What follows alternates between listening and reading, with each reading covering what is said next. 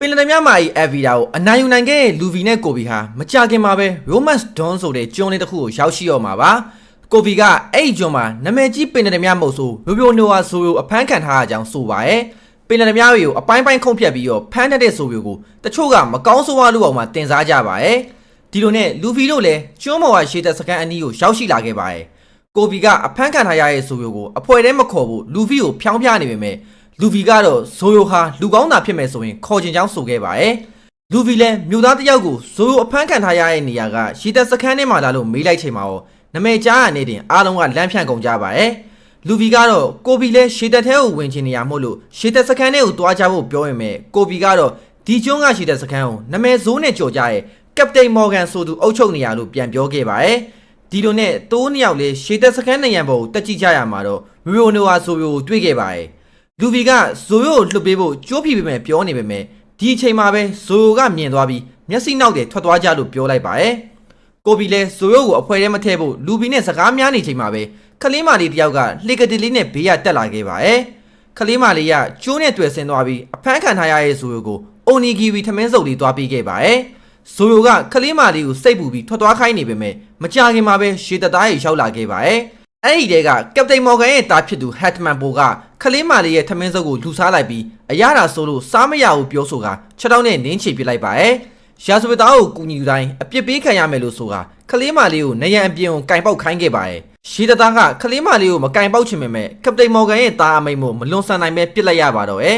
ဒါပေမဲ့လေလူဗီကသူ့ရဲ့ရောဘာအစွမ်းနဲ့လှမ်းဖမ်းလိုက်နိုင်ခဲ့ပါရဲ့ဟက်တမန်ပိုလည်းရှီမောကဆိုဘိုးကိုတလားတိတိအခုလိုစက်တောင်းခံနိုင်မှာမဟုတ်ဘူးလို့ပြောကထွက်သွားခဲ့ပါရဲ့ဒါမဲ့ဆိုကတော့နောက်ထပ်10ရက်ပဲကြံတော့ရလို့လှမ်းအောင်ပြောလိုက်ပါရဲ့မကြခင်မှာပဲလူဗီရောက်လာခဲ့ပြီးသူသာဆိုရင်အစားမစားပဲနေနိုင်မှာမဟုတ်ဘူးလို့ပြောတဲ့အခါဇိုယိုကတော့သူဟာခံနိုင်ရရှိသူဖြစ်ပြီးအသက်ရှင်အောင်ရှင်ရမယ်လို့ပြန်ပြောလိုက်ပါရဲ့လူဗီလည်းတော်တော်ထူးဆန်းတဲ့သူပဲလို့ဆိုကထွက်သွားဖို့ပြင်နေချိန်မှာပဲဇိုယိုကခလေးမာလေးကြံခဲ့တဲ့ထမင်းစုပ်လေးကိုလှမ်းယူခိုင်းခဲ့ပါရဲ့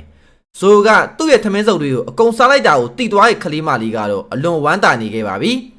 အဲ့နောက်ခလေးမာလေးကဇိုယိုဖမ်းခံနေရတာဟာသူ့ကြောင့်ဖြစ်ကြောင်းရှင်းပြလာပါရဲ့။ဒီနေ့မှာဟက်တမန်ပိုကသူ့တပည့်တွေနဲ့အတူခွေးကြီးတစ်ကောင်ကိုခေါ်ကခလေးမာလေးကိုစားလောက်ဆိုင်တွေကိုဝင်ရောက်တောင်းကျိုင်းခဲ့ပါရဲ့။ဒါကိုစားလောက်ဆိုင်မှာရှိနေတဲ့ဇိုယိုကဝင်ရောက်ကူညီပေးခဲ့ပြီးရှေသက်သားတွေကိုပြန်လည်တိုက်ခိုက်ခဲ့ပါရဲ့။ဒီခါဟက်တမန်ပိုကသူ့ဖေဟာရှေသက်ခေါင်းဆောင်ကပတိန်မော်ဂန်ဖြစ်ပြီးခလေးမာလေးနဲ့သူ့အမေကိုဖမ်းပြီးကျိုးမိန်ပေးမယ်လို့ချိန်ချောက်ပါတော့ရဲ့။အဲ့လိုဖြစ်ချင်ရင်တော့ဇိုယိုကတလားတိတိအစာမစားရှေမတောက်ပဲအဖမ်းခံရမှာဖြစ်ပြီးအကဲလို့မသေးခဲ့ရင်တော့လှုပ်ပေးမယ်လို့ပြောလာပါရဲ့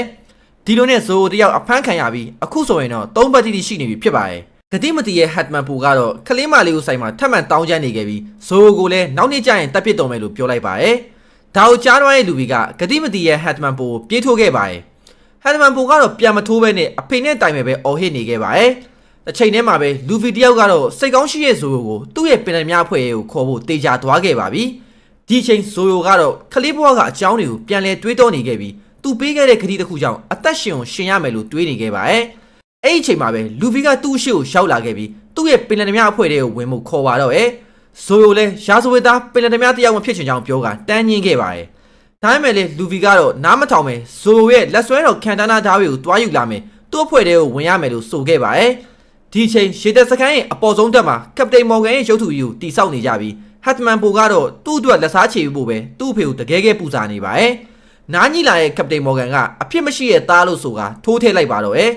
အဲ့ဒီနောက်ပြဿနာရဲ့အရှင်းမြစ်ဖြစ်တဲ့ခလေးမာလေးကိုတတ်ပစ်ဖို့နောက်လိုက်တွေကိုအမိန်ပေးလိုက်ပါရဲ့ရှေသက်သားတွေကတော့ခလေးပဲရှိသေးရမို့လို့မတက်ရက်ဘူးပြောနေရကြောင်းကပတိန်မော်ဂန်ကသူ့ရဲ့ပစိန်လက်နဲ့ရိုက်ချလိုက်ပါရဲ့ဒီအချိန်မှာပဲလူဗီရောက်လာခဲ့ပြီးအပေါ်ဆုံးတက်ကနေအတန်တွေကြားလို့ရောဘာဆွန်းနဲ့တက်လာလိုက်တာအရှိန်လုံးပြီးကပတိန်မော်ဂန်ရဲ့ရုပ်ထုကြီးကိုတိုက်မိပြီးပျက်စီးသွားပါတော့ရဲ့စိတ်ရမ်းတူသွားတဲ့ကပတိန်မော်ဂန်လည်းလူဗီကိုဖမ်းဖို့အမိန်ပေးလိုက်တဲ့အခါလူဗီကတော့ဇိုရဲ့ခံတနာဓာတ်တွေကိုရှာဖို့ဟက်တမန်ပိုကိုခေါ်ကထွက်ပြေးသွားခဲ့ပါရဲ့ဒီအချိန်အပိုင်းတစ်တုံးကခိုးကြောင်ခိုးဝက်ကောင်မလေးကလည်းရေတက်စခန်းထဲကိုခိုးဝင်ဖို့လုပ်နေခဲ့ပါရဲ့တစ်ဖက်မှာကိုဗီကတော့ဇိုကိုကြိုးဖြီပေးနေပြီးဇိုကသူ့ကိုလှုပ်ပေးရင်ကိုဗီပါဒုက္ခရိုက်နှောင်ကြောင်းပြောလာပါရဲ့တရားမျှတတဲ့ရေတသားဖြစ်ချင်နေတဲ့ကိုဗီကတော့ဇိုကိုကြိုးဖြီပေးလိုက်ပြီးဒုက္ခရောက်နေပြီဖြစ်တဲ့တငယ်ချင်းလူဗီကိုကယ်ခိုင်းပါရဲ့ဒါပေမဲ့ကပတိန်မော်ဂန်ရောက်လာပြီးတိုးနှစ်ယောက်တော့ရှင်းပြဖို့လုပ်ပါတော့ဒါတွေကိုခံတနာဓာတ်တွေရှာတွေ့သွားပြီဖြစ်တဲ့လူဗီကလှမ်းမြင်နေခဲ့ပါရဲ့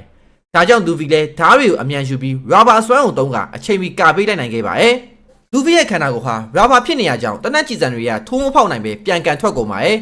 အားလုံးလည်းအံ့ဩသွားကြပြီးလူဗီကတော့တနေ့သူဟာပင်လယ်မြဘရင်ဖြစ်လာမဲ့လူလို့ပြောလိုက်ပါတော့ရဲ့အဲ့နောက်ဇိုရဲ့ဓာတ်တွေကိုပြန်ပေးလိုက်ပြီးသူနဲ့သူစက်တိုက်ပွဲဝင်မယ်ဆိုအစိုးရပုံကံသူဖြစ်သွားမယ်လို့ပြောခဲ့ပါရဲ့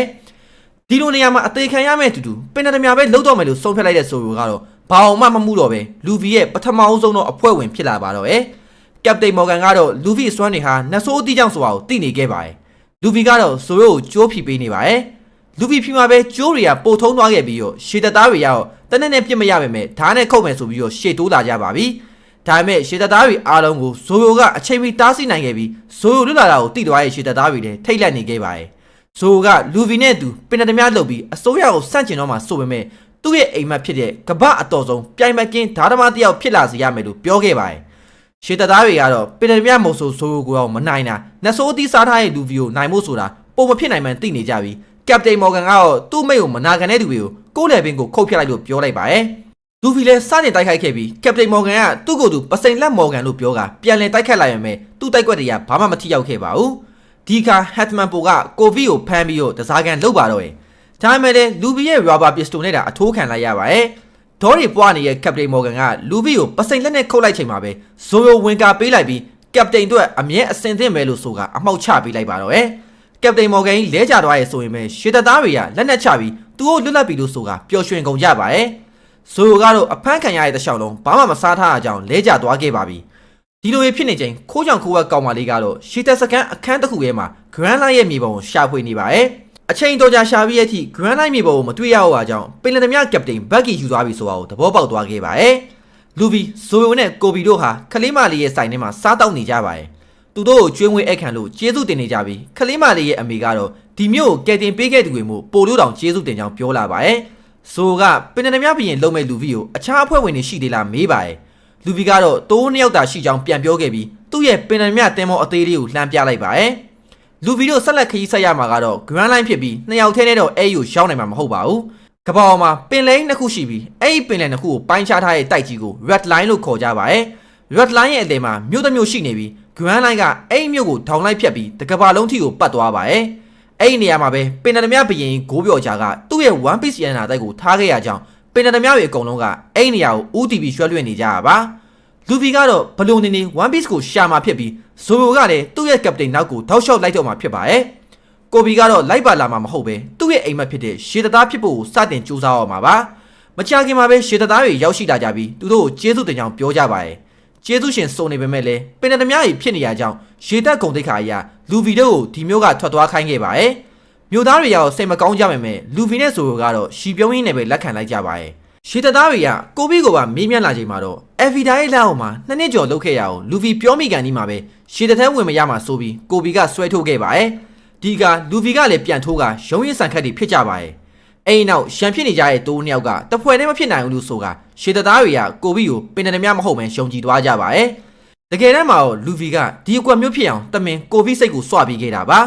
ဂွင်တွေ့သွားတဲ့ကိုဘီလည်းရှေတထဲဝင်ကြအောင်တောင်းဆိုကတနေ့ရှေတက်အရာရှိဖြစ်လာရမယ်လို့ကြုံဝါနေခဲ့ပါတယ်ဒါနဲ့ပဲလူဗီနဲ့ဇိုယိုကတော့မြို့ကထွက်ခွာဖို့ပြင်နေပြီးကိုဘီကလည်းကျေးဇူးတင်စကားလိုက်ပြောခဲ့ပါတယ်တိုးတငယ်ချင်းနှစ်ယောက်နောက်တစ်ခါပြန်တွေ့ခဲ့မယ်ဆိုရင်တော့ပင်တသမားနဲ့ရှေတသားကြီးဖြစ်နေမှာမို့အကျွေစီချင်းတူဝင်မဲ့ခေါင်းပတ်မတူရဲ့ဘဝကိုရောက်ရှိနေကြအောင်ပါပါဇိုယိုနဲ့လူဗီတို့ဟာပင်နယ်တဲကိုရွှဲလွှင့်လာကြပြီးဇိုယိုကပင်တသမားဘရင်ဘာလို့ဖြစ်ချင်တာလဲလို့လူဗီကိုမေးလိုက်ပါတယ်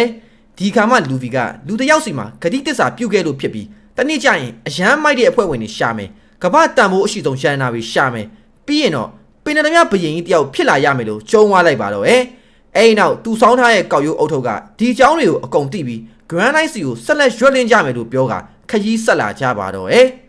့ဒါတွေကတော့ One Piece ရဲ့အပိုင်းနဲ့ဖြစ်ပြီးတော့အပိုင်း3ကိုဆက်တင်ပေးသွားပါမယ် Like Follow Subscribe လေးလုပ်ပြီးတော့ Comment လေးမှတ်ပေးခဲ့ကြပါဦးတချောင်းချောင်းလောက်မှတ်ပေးခဲ့ကြပါဦး Share ပေးခဲ့ကြပါဦးကျေးဇူးအများကြီးတင်ပါတယ်ကျွန်တော်ကတော့စက်မှတ်ပါ